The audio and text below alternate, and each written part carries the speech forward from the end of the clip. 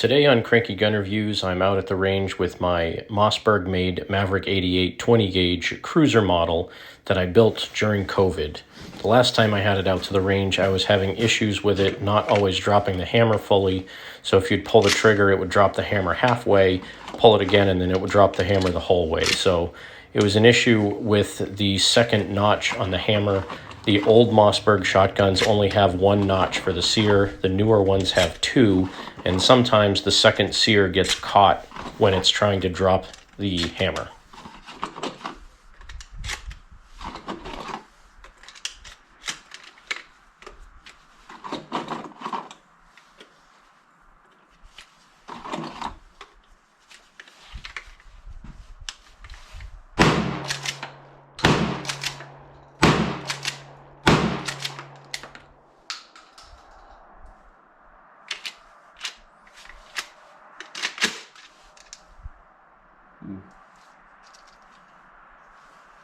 That's not good.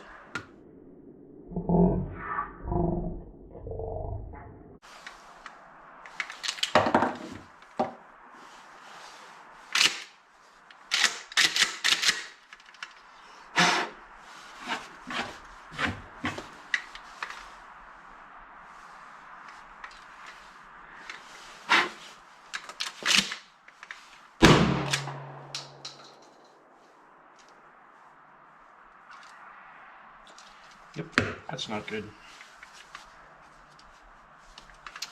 Let me try that again.